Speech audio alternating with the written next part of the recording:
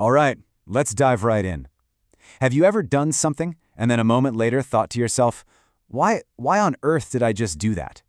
Today, we're going to get into the real reasons behind our most confusing behaviors, pulling some amazing insights from the book, Why Do I Do That? We're about to uncover the secret logic that's running the show, especially when we feel like we're not even in control. I mean, we've all been there, right? It's that weird, baffling moment after you snap at someone or make a strange mistake or have this huge emotional reaction that seems to come out of nowhere.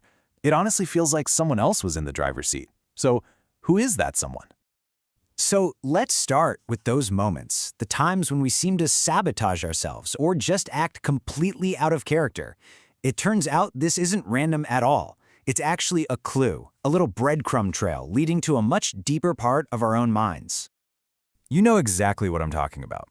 Like snapping about the dishes being left out when really you're upset about feeling totally unappreciated. Or how you conveniently forget that dentist appointment you've been dreading for weeks.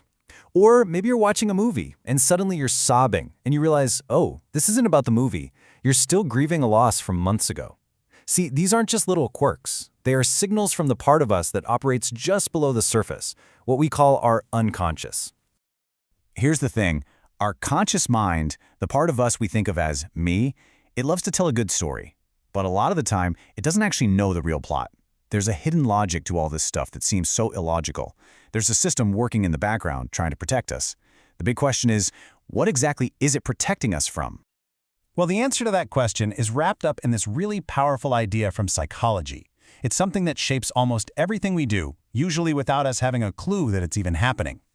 And here it is, the psychological defense mechanism. Okay, I know, it sounds super academic, a real mouthful, but just think of it like this. It's your mind's automatic, built-in security system. It works 24/7, totally behind the scenes, to shield you from thoughts and feelings that are just too painful or too threatening to deal with head-on. You know, this quote from the psychoanalyst Donald Meltzer just cuts right through all the jargon. It really is that simple. Defenses are just lies. But they're not malicious lies, they're protective lies. Lies we tell ourselves so we can sidestep emotional pain. But why? Why do we need this whole complicated system of self-deception? Why do we need these lies in the first place? Well, the book argues that it's because all of us, every single one of us, is trying to shield ourselves from a few really fundamental, really deep human pains.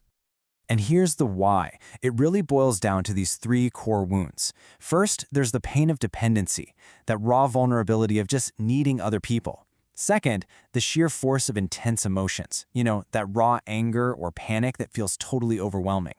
And third, anything that threatens our self-esteem, that deep, gut-punch feeling of shame, of not being good enough. These are the wounds our defenses are built to protect. Okay, so now that we know why we build these defenses, let's look at how we do it. We're going to break down 3 of the most common tactics our minds use to keep those painful truths from getting too close. First up is the big one, denial. This is probably the most straightforward defense. It's your mind just saying a blunt, simple nope. A flat-out refusal to accept reality. It's the classic ostrich burying its head in the sand, hoping that if it can't see the lion isn't really there. So let's take a classic, painful example. The reality is, there are clear, obvious signs that your partner is cheating. But the lie of denial kicks in and tells you, no, everything's fine. You're just being crazy. You're just paranoid. Now that lie protects you from the immediate, soul-crushing pain of betrayal, but it comes at a huge cost, right? Because it stops you from ever actually dealing with the problem. All right, our next tactic is projection. Now this one is a little more clever. You can think of it like a game of psychological hot potato. We take a feeling inside of ourselves that we just can't accept, and instead of owning it, we toss it over and pin it on somebody else. Here's how it works in real life. Let's say I feel really guilty because I forgot to do something important. Facing that guilt feels terrible, so instead, I lash out and accuse the other person of being overly critical. Why are you always nagging me? See what happened? All of a sudden, they're the bad guy, and my uncomfortable guilt just evaporates, replaced by this feeling of righteous anger. I've successfully outsourced my bad feeling. And our final tactic for today is called splitting. This is our mind's tendency to see the world in these extreme black and white terms. People are either all good or they're all bad. There is no in-between. Why? Because holding 2 conflicting feelings at once, like loving someone and also being frustrated by them, that gray area can feel incredibly stressful. So the complicated reality is that the person you're dating is a mix. They have wonderful qualities, and they have some really frustrating flaws. The live splitting just simplifies all that messy reality. At first, they are absolutely perfect, an angel. But then, after the first real fight, they become a complete nightmare, a monster. This protects us from the difficult tension of loving someone who isn't perfect. But man, it leads to some really chaotic, unstable relationships. So here's the thing. We all do this. We all deny, we project, we split. We tell ourselves these little lies to avoid pain.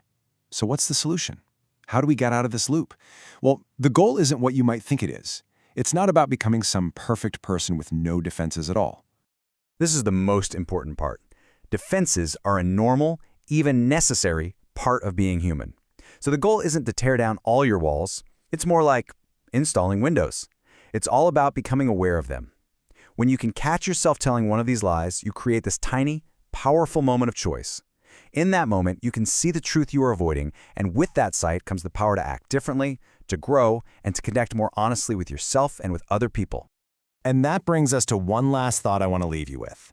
As you go about your day, just consider this question. What's one small, uncomfortable truth that your mind might be working really hard to protect you from right now? The answer to that could be the very first step on a whole new path. Thanks for digging into this with us.